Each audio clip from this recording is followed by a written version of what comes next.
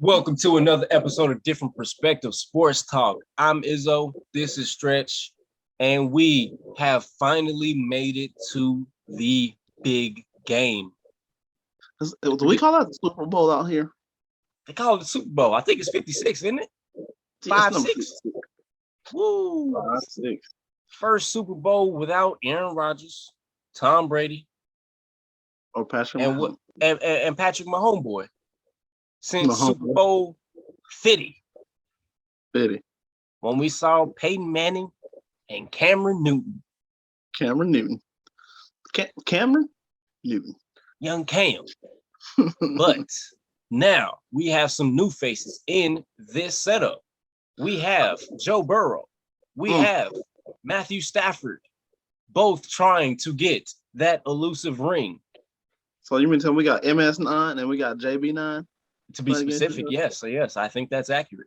Battle of the goddamn nines. God damn it. Nueve, as they say. I hope Tony Romo's calling this game. All right, another number 9. Yes. But speaking of which one of these teams needs to win the Super Bowl? Who do you have? Who do you have winning the Super Bowl? I got the Rams winning the Super Bowl. I mean, playing at home. I mean, you already know all the big money spenders in LA, all the movie stars, they about to come with it. They about to bring their friends, their grandma, their grandpa, their uncles, cousins, and then the regular people gonna come, and you already know how that's gonna go. It's gonna be some Bengals people there. Don't get me wrong, probably like 25%, 30%, but that 70%, I just think it's too much. Since he's still young, I mean, they're gonna give it a hell of a game. Don't get me wrong. I only got the Rams winning by like 7, 6. I'm gonna go 6. I'm gonna go 30-24. Rams. Cause Joe Cool he's a winner. He's a performer. That dude performs when the lights are the brightest. So he gonna show out. I already know he is. I'm pretty sure Chase. I'm not gonna say Chase. I feel like they're gonna double him and they're gonna let Boyd and Higgins eat. One of them eat. I think Chase might do well in the red zone, but he's not gonna have a big game. He might have a touchdown or two, but it might come to the red zone. But I don't think he'll have a lot of catches though, because they're gonna probably double him. And Aaron Donald and the crew going with that O line. That's a big advantage toward the Rams. So Joe Cool going to be cool under pressure because he's gonna be under pressure the whole game. I'm gonna tell you this: Joe Burrow's already got a cigar waiting in the locker room. All right, Jordan. He's already got a cigar waiting. He's already got his Instagram post ready. Jamar Chase has his dance ready. I will say this: if they win this one, just imagine they just won the national championship game 2 years ago at LSU, and they go. That would be LSU North is coming with it, bro.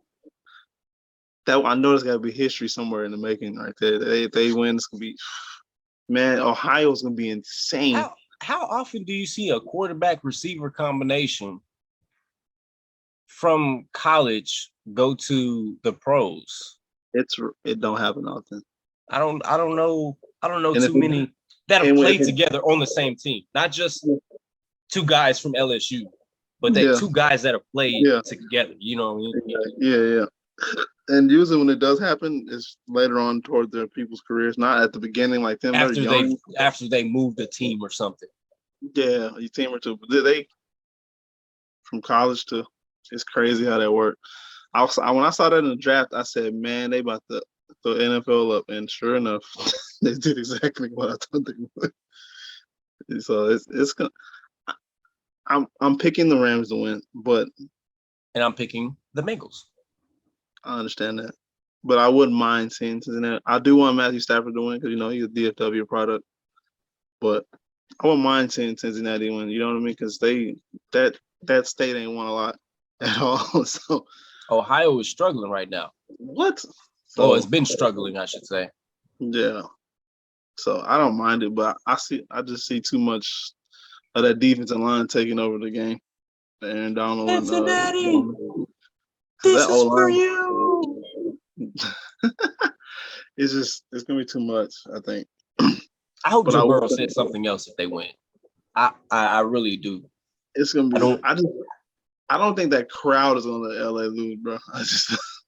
They gonna come with it, bro. You get a home game at the Super Bowl, bro.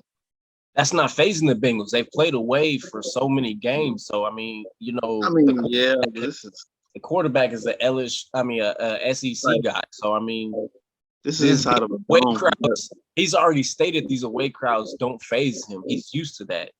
He's Boy, not one of these young guys that just came out. I think the kid is like 24, 25 years old. Like he's not wet behind the ears. 23. But hey, them voices don't go nowhere because it's a dome, baby. That GPS location is it's all in there. So it's gonna That's be right fine. there. That's fine. But Joe is ready for all that. He just went in the Arrowhead. I know he's gonna ball. I'm just saying they're not gonna Arrowhead. do enough to win. That's what I'm saying. He gonna ball. Hey, Don't get it twisted. Don't Joe forget Cool's gonna about P. ball. Ryan. Don't forget about Samaje P. Ryan. He might They make ball. the game winning play. He might Don't make get the it game twisted. winning play. I know Cincinnati gonna ball. Just not gonna be enough. That's what I'm saying. You can make that argument, but you're wrong because Joe Cool has been in this situation before with a better quarterback. Okay, look, if you're making a team right now, are you picking Matthew Stafford or Patrick Mahomes? Obviously, I'm picking. You talking about young Stafford? You just walked yourself into the door.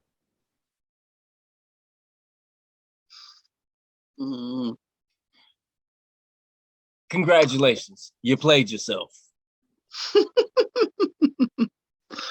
So what you trying to say? You trying to say Joe Burrow slanging the hell better than Matthew Stafford? Who has he beat so far? I get it, dude. I get it. But you have to also make my case for me. Make my case for me. Thank you. You have to also think his defense came through clutch, especially. It's Tennessee. A team sport. They're supposed to. He set them up. They set them up pretty well. Kansas City, they set them up pretty good with the pick. They got them at the 35-40, whatever it was. And then, of course, against Tennessee, that damn interception was right there. They ain't going to do nothing. They just have to run the ball against Ryan Tannehill, the receiver turned quarterback. Yeah, okay. That guy. Okay.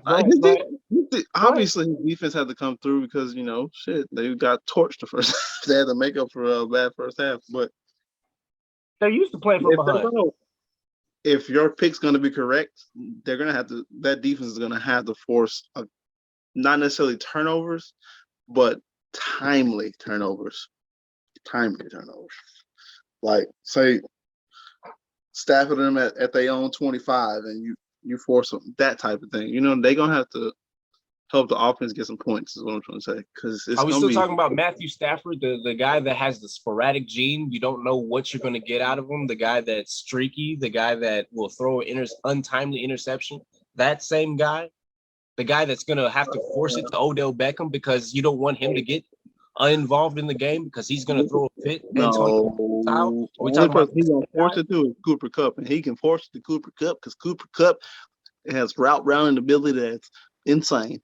So he's damn near always the first pass of that game, that NFC game. He had to get him involved. You got to force it to OBJ. You got to keep his spirits mellow. No, he's not that guy. He's gonna get the ball just because they're gonna double Coop off the rip. Him and Van Jefferson are gonna get their targets, bro. So you don't have to worry about that. But with Coop, and the way Sean McVay's so smart, he puts them in a bunch formation. You can't double nobody in a bunch formation. It's hard because you don't know which way the damn receivers are going because of the concept that you can do out of that. And if Higbee's healthy, the tight end, you can park it all the way the fuck up. Because he gonna terrorize the middle. If Higbee, matter of fact, he ain't even gonna have to be healthy because the other tight end the Rams got, he showed that he can ball too. So the Rams have quality tight end. So you got a lot to worry about. I think the only thing we have to worry about is his decision making because we saw what could have happened if he threw that pick because Tart took his eyes off the ball. Okay. Time out on It that. could have very well have been San Francisco in this game. Okay. What about the It could have drop been a pass in the end zone? very, very What about the drop different pass in the end story. zone? Number 18 dropped the dog mess at the ball in the end zone, so that evens out. You can cancel that out. There was a drop pass in the end zone, a drop interception, so that evens out. So the Bengals have Hendricks on the D line and Reader. Those are their most explosive. Reader's been reading plays left and right. Boy, I heard this guy. Anyway, so what they've been doing with that tight end for the Rams is they've been underrated, by the way. Who, Hendricks? Go ahead.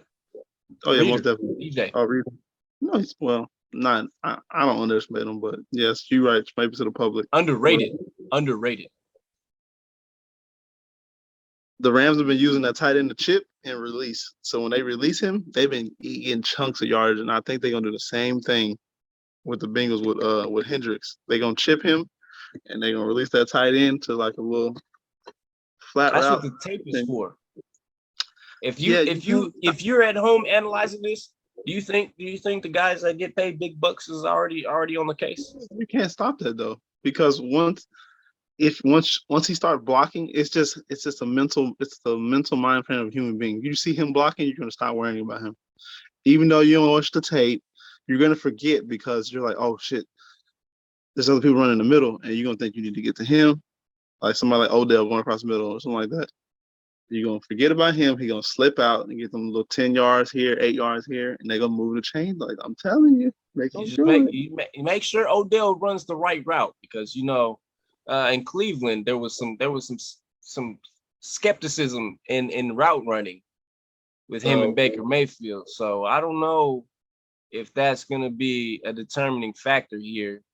And if they're doubling Cooper Kupp, obviously he's gonna get a lot of one-on-one situations, but I think the Rams might be have up a for the lot of task. talent, brother. They have a lot of talent on offensive side of the ball. You really can't double anybody. You're gonna get your ass killed on the other two receivers or the tight end. You can say that about both teams. Yeah, oh yeah, easily. Yeah, the skill positions is gonna be real. It's gonna be fun. I think it's either going to be one of two things. It's either going to be a shootout or it's going to be a standoff almost. It's gonna be a shootout or a blowout. Shit. I don't even think a blowout. I mean, I think it's going to play out like the rest of these games. It might mess around and come down to the last play, my last drive, if you will. I said 30-24. So hey, somebody's gonna need to score a touchdown. I like what I've been seeing these playoffs. There's been a lot of entertainment. There's been a lot of fire, and I think there's going to be a lot of that to come. So we've got a lot of good. It has been definitely one of the best in recent years. No, and we have a lot of good football to watch in the future. I'm excited. Shout out to Tom Brady, passing of the guard. What's the name again? Edward Patrick Brady Jr. Thomas Edward Patrick Brady Jr. Also known as TB12. Yeah. Check out that TB12 method. Get yourself right. And we out, baby. Yes, sir.